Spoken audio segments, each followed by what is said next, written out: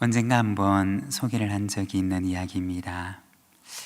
요즘에는 집을 지을 때 그렇게 하지 않지만 예전에는 집을 지을 때 주춧돌을 먼저 아래에 받치고 그 위에다가 기둥이 되는 나무를 세우면서 집을 지었다고 합니다.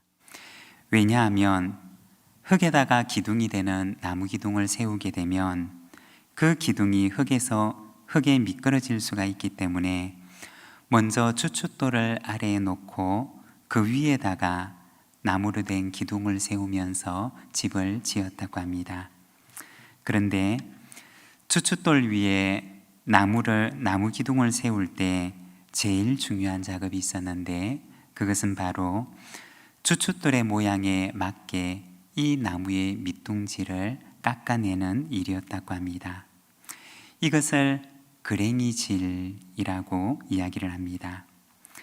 그랭이질이 잘 되어 있어야지 기둥이 주춧돌 위에서 미끄러지지 않고 흔들리지 않고 자리를 잡아서 그 집을 떠받치는 기둥의 역할을 감당할 수가 있는 것입니다. 오늘부터 교회력상으로는 사순절이 시작됩니다. 사순절은 어떤 시간이냐? 하나님을 바라보는 시간이고 또 나 자신을 돌아보는 시간입니다. 사순절의 기간 동안 하나님을 바라보고 또 나를 돌아보면서 나를 하나님께 맞추어가는 영적인 그랭이질의 시간이 되시기를 바랍니다. 나무의 밑둥을 주춧돌의 모양에 맞게 깎아내기 위해서는 그 밑둥을 갈가내고 깎아내는 작업을 해야 되는데 이 작업은 나무에게 있어서는 어쩌면 굉장히 힘겨운 과정이 될 수도 있습니다. 그러나 그 과정을 거쳐야지만이 흔들리지 않는 집을 떠받치는 기둥의 역할을 감당할 수가 있는 것입니다. 주님을 닮지 못한 나의 모습이 이 사순절 기간 동안 깎이고 주님을 닮은 모습으로 만들어져가는 영적 성장과 성숙의 시간들이 되시기를 바랍니다. 오늘은 우리가 누가복음 5장 말씀을 함께 읽었는데 이 말씀을 통해서 희년 포로된 자에게 자유를 이라는 제목을 가지고 우리가 말씀을 함께 묵상을 하고자 합니다. 오늘 우리가 읽은 말씀에서는 나병 환자를 치유하시고 또 중풍병자를 낫게 하시는 예수님의 모습을 보여주고 있습니다. 이 사건은 무엇을 보여주는 사건이냐? 누가복음 4장 18절과 19절에 나오는 예수님을 통해서 희년이 실현되는 것을 보여주는 사건들입니다. 누가복음 4장 18절에서 19절의 말씀을 보게 되면 메시아를 통해서 실현이 되는 희년의 사건을 보여주는데 말씀해 보면 이렇게 말씀을 합니다. 주의 성령이 내게 임하셨으니 이는 가난한 자에게 복음을 전하게 하시려고 내게 기름을 부으시고 나를 보내사 포로된 자에게 자유를 눈먼 자에게 다시 보게 함을 전파하며 눌린 자를 자유롭게 하고 주의 은혜의 해를 전파하게 하려 하심이라 하였더라. 여기에 보면 기름을 붓는다 라고 하는 말씀이 나오는데 성경에 보면 언제 기름을 붓느냐? 왕을 세울 때 그 머리에다가 기름을 붓습니다. 그리고 성경에 보면 제사장을 임명할 때 머리에 기름을 부어서 제사장을 세웁니다. 그리고 또한 선지자를 세울 때에도 역시 기름을 부어서 선지자를 세우게 됩니다. 즉 하나님께서 누군가에게 특별한 직임을 맡기고자 하실 때 하나님께서 세우시는 그 사람의 머리에 기름을 부어서 그를 그 직임을 감당할 자로 세웠던 것입니다. 이사야서 말씀을 보게 되면 메시아에 대한 예언이 나오는데 성령이 임하고 그리고 하나님께서 그의 머리에 기름을 부으시는데 말씀을 보게 되면 그 목적은 무엇이었느냐? 가난한 자에게 복음을 전하게 하시려고, 그리고 포로된 자에게는 자유를 선포하게 하시려고, 그리고 눈먼 자에게는 다시 보게 하시고, 눌린 자는 자유롭게 하시려고, 그리고 하나님의 은혜의 해를 선포하게 하시기 위하여서 하나님께서 메시아에게 기름을 부으심을 말씀하고 있습니다. 그러면 이 은혜의 해라고 하는 것이 무엇이냐? 바로 희년을 의미하는 것입니다. 우리가 지난번에 이 희년에 대해서 말씀을 함께 나누었던 적이 있습니다.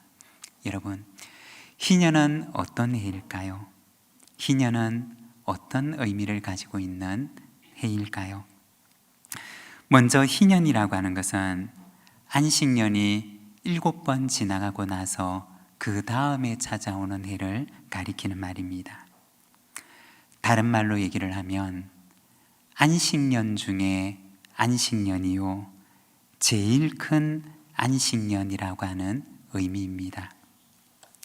그리고 두 번째로 이 희년은 안식년이 7번 지나가고 나서 그 다음 해 7월 10일에 요벨이라고 부르는 양의 뿔나팔을 불면서 시작하게 됩니다.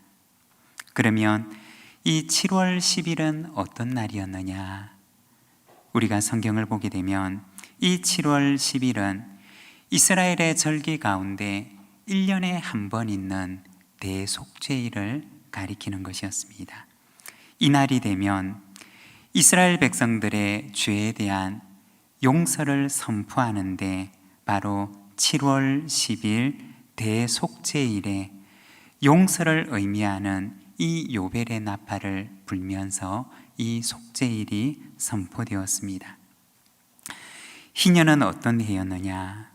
바로 가장 큰 속죄일이었던 것입니다.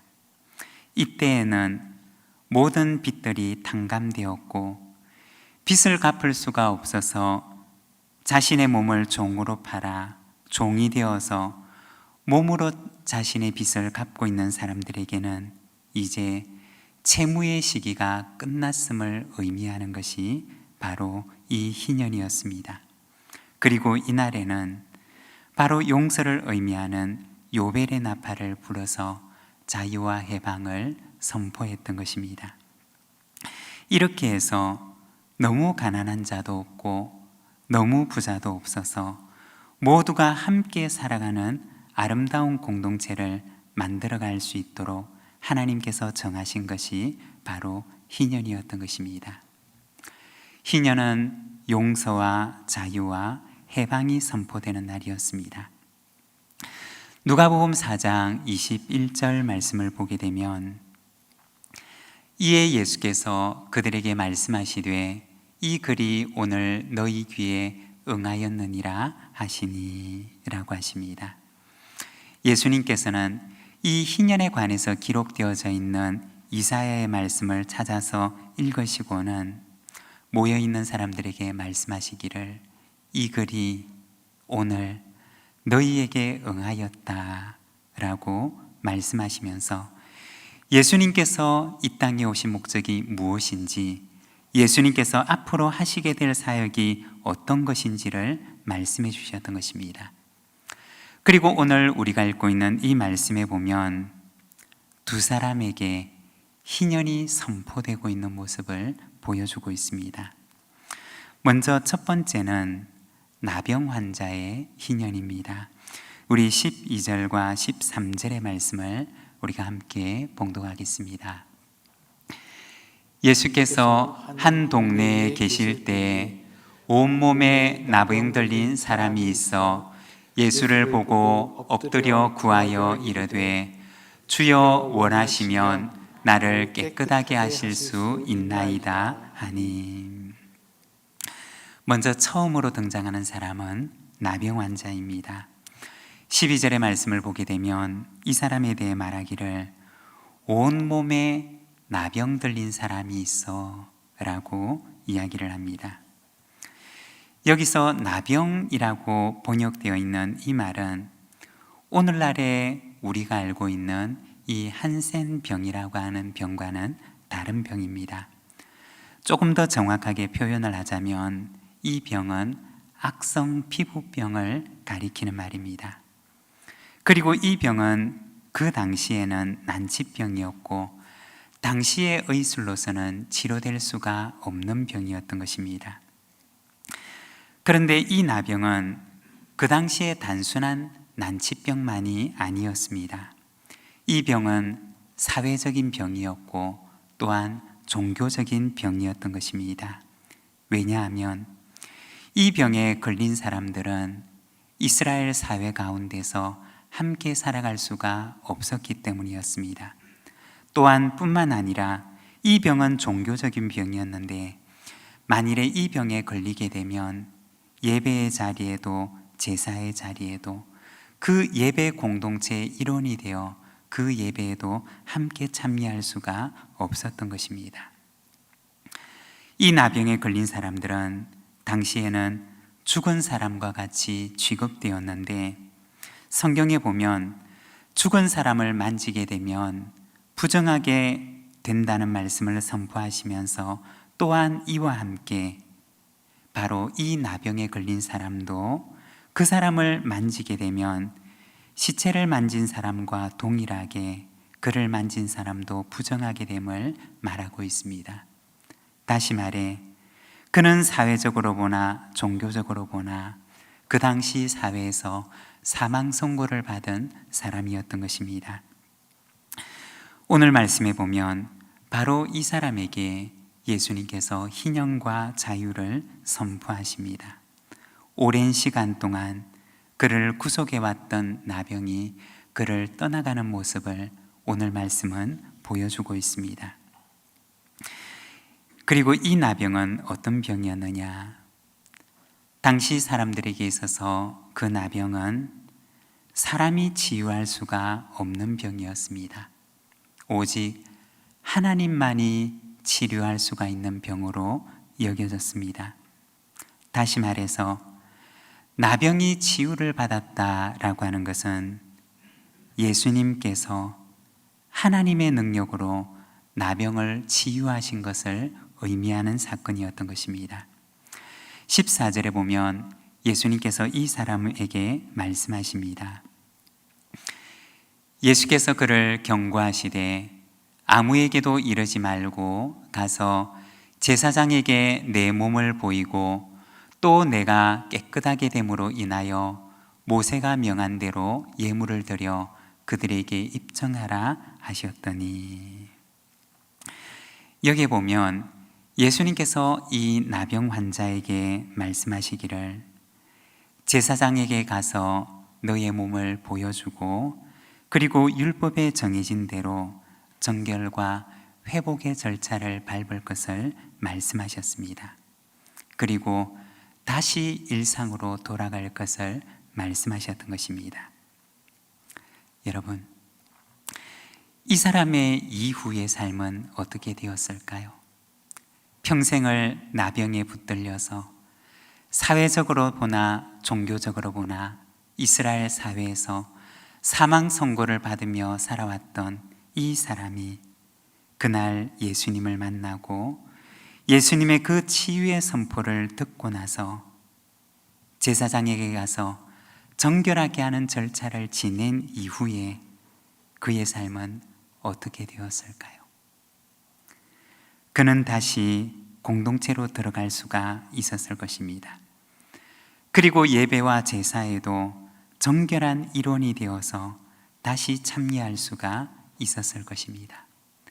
얼마나 기쁘고 얼마나 감사한 일이 그에게 일어났던 것일까요? 바로 희년의 기쁨이 그에게 찾아왔던 것이었습니다. 그리고 두 번째는 중풍병자의 희년입니다. 18절에서 20절의 말씀을 우리가 함께 봉독하겠습니다.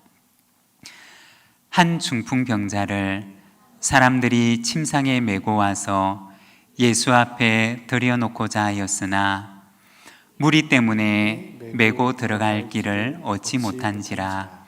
지붕에 올라가 기와를 벗기고 병자를 침상째 무리 가운데로 예수 앞에 달아내리니, 예수께서 그들의 믿음을 보시고 이르시되 이 사람아 내 죄 사함을 받았느니라 하시니. 여기에 보면 또 한 사람의 이야기를 보여주고 있습니다. 이번에는 중풍병자였습니다. 앞선 사람과 비슷한 점이 있다면 이 나병이라고 하는 병도, 그리고 중풍병이라고 하는 것도 역시 그 당시에는 사람의 힘으로는 고칠 수가 없는 난치병에 속한 병이었습니다. 그런데 앞선 치유의 사건과 조금 다른 점이 있다면, 먼저 첫 번째는 친구들의 역할입니다. 중풍병자는 혼자의 힘으로서는 예수님께 올 수가 없었던 사람이었습니다. 그런데 친구들의 도움을 받아서 그는 예수님께 나올 수가 있게 됩니다. 그리고 두 번째는 예수님께서 그들의 믿음을 칭찬하셨다는 것입니다. 아마도 예수님께서 칭찬을 하셨던 그 대상은 먼저는 중풍병자를 데리고 왔던 그 친구들이었을 것입니다. 그리고 또한 친구들과 함께 왔던 중풍병자 자신도 예수님의 칭찬을 받았던 한 사람이었을 것입니다. 여러분, 우리가 생각을 해보면 중풍병자를 앓고 있는 이 사람의 친구들은 이 중풍병자의 동의를 받지 않고 그를 억지로 예수님께 데리고 왔던 것일까요? 그렇지 않았을 것입니다. 이 중풍병자도 역시 예수님께 오고자 하는 마음이 간절했을 것입니다. 그러나 혼자 올 수가 없었는데, 그런데 그 친구들이 그의 도움이 되어 그를 예수님께 데리고 왔던 것입니다. 이 중풍병자에게는 여러 가지 그를 가로막는 것들이 있었는데, 움직일 수 없게 하는 병이 그가 예수님께 나아가게 하는 것을 막고 있었습니다. 그리고 예수님께서 계시는 그 집을 가득 메우고 있는 사람들이 그가 예수님께 나아가는 것을 막고 있었습니다. 어쩌면은 오늘의 이 집안이 있는 사람들 가운데 가장 간절하게 예수님을 만나고 싶어 했던 사람은 바로 이 중풍병자 자신이었을 것입니다. 예수님께서는 중풍병자를 데리고 왔던 그 친구들을 칭찬하셨지만, 또한 그와 함께 있던, 너무나 예수님께 나오고 싶어 했던 이 중풍병자의 믿음도 역시 또한 칭찬하셨던 것입니다. 그리고 세 번째는 예수님께서는 중풍병자의 병을 고쳐주셨을 뿐만 아니라 그에게 죄의 사함을 선포하십니다. 예수님께서는 많은 병자들을 치유하셨지만, 그러나 이곳에 중풍병자의 이야기가 기록된 것은 어쩌면 바로 이 세 번째 죄사함을 선포하셨던 사건 때문이었을 것입니다. 여러분, 우리가 이 말씀에서 잠깐 멈추어 서서 우리가 함께 묵상을 하기를 원합니다. 여러분, 혹시 우리 주변에도 중풍병자와 같은 이가 있지는 아니할까요? 누구보다도 예수님께 오고 싶은 마음이 간절하지만 누군가의 도움이 없이는 올 수가 없는 이가 혹시 우리 주변에도 있지는 않을까요? 그리고 도움이 필요한 그 사람을 누군가가 도와주기를 주님께서는 기다리고 계시지는 않으실까요? 그리고 만일에 도움이 필요한 그 사람을 도와서 주님께로 함께 나올 수가 있다면, 주님께서는 오늘 우리가 읽은 이 말씀과 동일하게 그 친구들의 믿음을 칭찬하셨던 것처럼 도움이 되어 주었던 그 사람을 오늘도 칭찬하시지 않으실까요? 작년에 우리 교회에 새 가족이 한 분 오셨습니다. 우리 교회에서 전도 훈련을 받으신 분들의 초청을 받고서 웰컴데이 초청 주일에 한 새 가족이 우리 교회를 찾아오셨습니다. 그런데 그분의 말씀을 듣고 보니 그분은 누군가가 자기를 초청해 주기를 너무나 간절하게 오랫동안 기다려왔다는 것입니다. 그리고 누군가에 의해서 한 장의 초청장이 그 손에 주어졌을 때 교회에 오게 되셨다는 말씀을 들었던 기억이 있습니다. 지금은 따님이 계시는 곳으로 이사를 가게 되어서 우리 교회에 출석을 하지는 못하시지만 아마 그곳에서도 신앙생활을 잘하고 계실 것입니다. 중풍병자처럼, 그리고 어느 한 새가족처럼 어떤 이는 누군가의 도움을 간절하게 기다리고 있는 이도 우리 주변에 있을 수가 있다는 것입니다. 사랑하는 여러분, 그 도움을 기다리는 사람의 침상에 한 모퉁이를 잡아주는 그 한 사람이 저와 여러분이 되기를 소망합니다. 예수님의 치유로, 그리고 누군가의 도움으로 중풍병자에게는 새로운 희년이 시작되었던 것입니다. 그리고 세 번째는 희년을 위한 삶입니다. 15절과 16절의 말씀을 우리가 함께 봉독하겠습니다. 예수의 소문이 더욱 퍼짐에 수많은 무리가 말씀도 듣고 자기 병도 고침을 받고자 하여 모여오되 예수는 물러가사 한적한 곳에서 기도하시니라. 아멘. 여기에 보면 예수님의 말씀도 듣고 또 병도 고침받기를 위해서 예수님께 몰려오는 많은 사람들의 모습을 보여주고 있습니다. 예수님께 찾아오는 그 모든 사람들이 아마도 희년을 기다리는 사람들일 것입니다. 그런데 16절 말씀을 보게 되면 물러가셔서 한적한 곳에서 기도하시는 예수님의 모습을 보여주고 있습니다. 물러가시는 예수님, 그리고 한적한 곳에서 기도하시는 예수님의 모습을 오늘 본문은 보여줍니다. 여기서 물러가다라고 하는 말은 원어 성경에 보면 원래의 뜻은 돌아가다 혹은 후퇴하다 라고 하는 뜻을 지닌 말입니다. 잠시 돌아서서 후퇴하는 시간을 가지시는 예수님의 모습을 보여주고 있는 것입니다. 왜 후퇴하셨던 것일까요?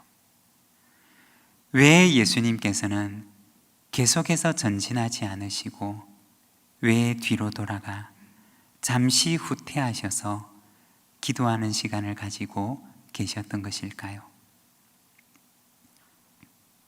그것은 한치의 어긋남도 없이 하나님께서 원하시는 그 순간에 소명의 길을 향해 전진하시기 위함이었을 것입니다. 희년을 기다리면서 예수님을 찾아오는 수많은 사람들에게 온전한 희년의 선물을 주시기 위해서 예수님께서는 뒤로 물러나 후퇴하여 기도하는 시간을 가지고 계십니다. 사랑하는 여러분, 우리는 우리의 하루의 일상 중에 후퇴하는 시간이 있으십니까? 아니면 언제나 늘 앞을 향해서 전진해야 되는 줄로만 생각하고 늘 전진하며 달려오고 계십니까?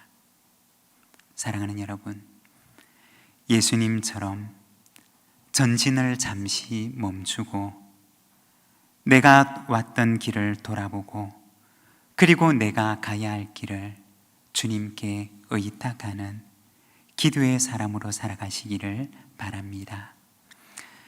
나병 환자에게 희년을 찾아주시고 중풍병자에게 희년을 회복시켜 주신 예수님께서는 오늘도 우리에게 희년이 회복되기를 원하십니다. 그리고 누군가에게 희년을 회복시켜주는 돕는 친구가 되기를 원하십니다. 희년을 경험하고 희년의 회복을 경험할 수 있도록 돕는 주님의 동력자가 된 저와 여러분이 되시기를 바랍니다.